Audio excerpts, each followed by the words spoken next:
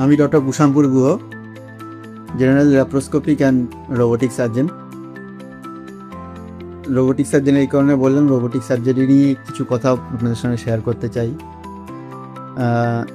আজকাল অনেকেই জানেন হয়তো জিনিসটা, যে সার্জারিতে রোবট আমরা করছি এবং সারা বিশ্বেই রোবোটিক সার্জারি নিয়ে একটা বেশ আলোড়ন সৃষ্টি হয়েছে। তো এটা আজকের নয়, দীর্ঘ 10-15 বছর ধরেই রোবট সার্জারিতে এসছে।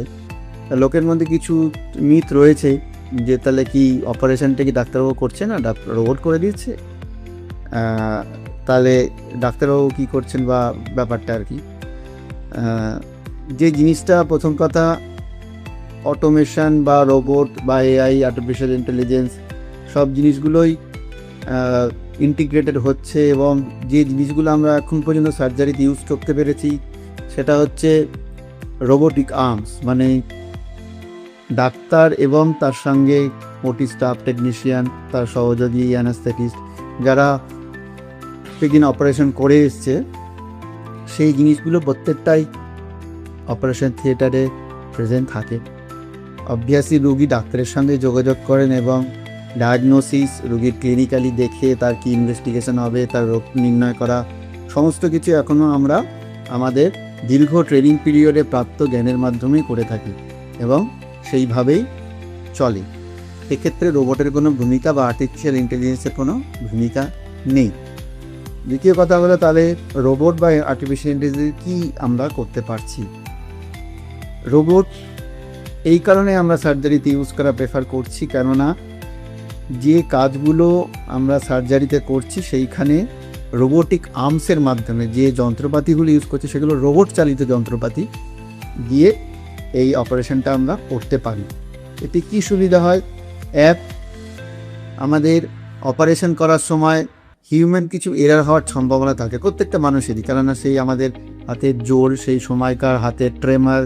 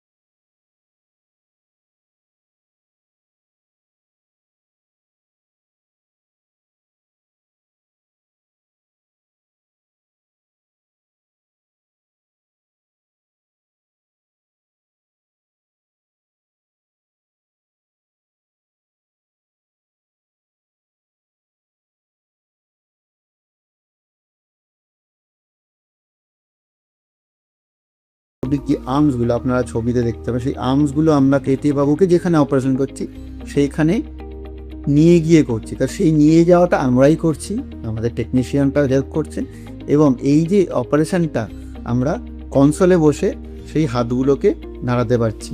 প্রত্যেকটা জিনিসই আমাদের সার্জেনদের বুদ্ধিমত্তা এবং তার ট্রেনিংয়ের উপরে ডিপেন্ড করেই হচ্ছে। এখানে রোবট নিজে থেকে কিছু বুদ্ধি খাটিয়ে উঠতে পারে না বা করে না। অতএব এই অপারেশনের যে অ্যানাটমি, যে জিনিসগুলো চিকিৎসা ব্যবস্থা যেখানে যেইটুকুনি করা দরকার সেইগুলো কিন্তু এখনও আমরা কন্ট্রোল করতে পারি এবং সেইটা রোবট দিয়ে করা আমাদের পক্ষে সুবিধাজনক হচ্ছে, সার্জনের পক্ষেও হচ্ছে, কেননা সেই জায়গা, যে কঠিন জায়গায় আমরা অ্যাপ্রোচ করতে পারি না সেগুলো রোবট অত্যন্ত সহজভাবে সেই জায়গাগুলো আমরা রোবটকে পৌঁছে দিতে পারি। এবং রোবটের যে আর্ম মোশন, হাতের যে মুভমেন্ট, সেগুলোকে বলি আমাদের 7 ডিগ্রি অফ মুভমেন্ট। অত্যন্ত কঠিন জায়গাতেও ও, খুব ছোট জায়গাতেও ও সহজভাবে মুভ করতে পারে, যেটা নর্মালি আমরা করতে পারি না। তাই রোবট দিয়ে সার্জারি করলে সার্জারিটা অত্যন্ত সূক্ষ্মভাবে, সুচারুভাবে হচ্ছে এবং পোস্ট অফ রিকভারি পেশেন্টের খুব ভালো হচ্ছে। এর জন্য রোবট সার্জারিটা অ্যাওয়ারনেস আমরা ক্রিয়েট করার চেষ্টা করছি, যে এই জিনিসটা সার্জেন এবং আমাদের সমগ্র জনগণের জন্য অত্যন্ত ভালো। হয়তো ভবিষ্যতে এর সঙ্গে এআই টেকনোলজি ইন্টিগ্রেটেড হবে, তখন হয়তো আরও সুন্দরভাবে, আরও দক্ষতার সঙ্গে, আরও নির্ভুলভাবে প্রত্যেকটা সার্জারি হবে। আমরা সেই দিনের জন্যই অপেক্ষা করছি। তাই এই একটা সচেতনামূলক ভিডিও আপনাদের জন্য আমি তৈরি করলাম। রোবট সার্জারি সম্পর্কে আমাদের ধারণাগুলো যতটা পারলাম চেষ্টা করলাম ক্লিয়ার করার। ধন্যবাদ।